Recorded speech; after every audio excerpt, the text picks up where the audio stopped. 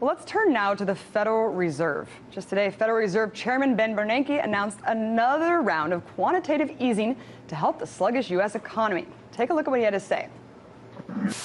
Accordingly, the FOMC decided today on new actions, electing to expand its purchases of securities and extend its forward guidance regarding the federal funds rate. The committee will closely monitor incoming information on economic and financial developments in coming months. And if we do not see substantial improvement in the outlook for the labor market, we will continue the MBS purchase program, undertake additional asset purchases, and employ our policy tools as appropriate until we do. Interesting. Well, to help us figure out what he just said and what it all means, joining me now is the host of Capital Account right here on RT, Lauren Lister. Hi, Hello. Abby. Nice to be on your show. Thank you so much. Fun. Congratulations. Thank you. Okay, so I think when a lot of people look at the Federal Reserve, they don't understand that it's actually a private bank.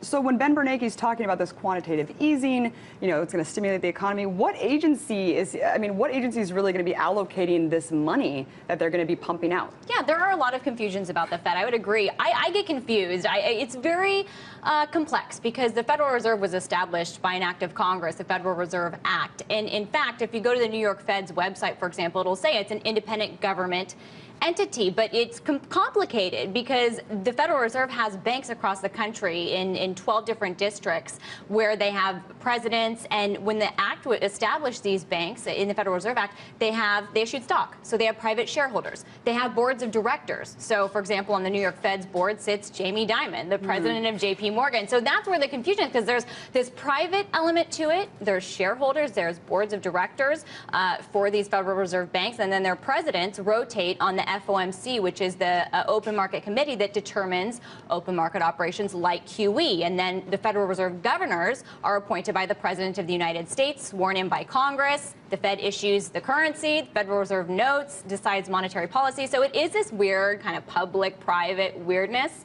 As far as who controls monetary policy, the Federal Reserve does. So they will, they announced QE. That means that they will go buy mortgage-backed securities in this case on the open market. And who decides where that money goes that they're exchanging those for? Because the mortgage-backed securities go on the Fed's balance sheet. The Fed exchanges that for money, which it prints. So this is a fancy way of saying printing money. Where that money goes, nobody knows, because it's up to the banking system and the financial markets where it goes, and it can go in different places. It can go in stocks, it can go in commodities.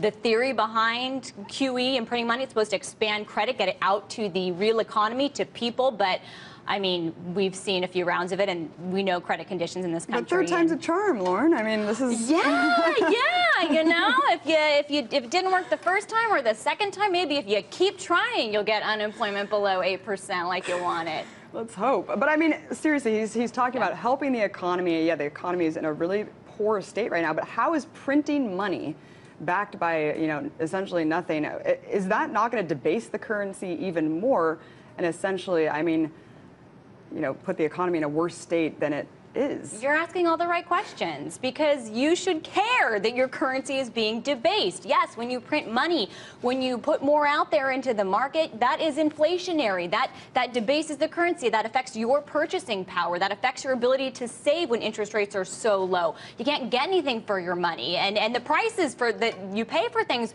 are going up or could go up more. So these are all concerns, and yet the theory behind it is that by doing this, in Ben Bernanke's case with these mortgage-backed securities, he hopes to boost the prices of assets such as homes, home prices, boost mortgages, boost stocks, asset prices, so that will make people feel richer. They will go out and spend money.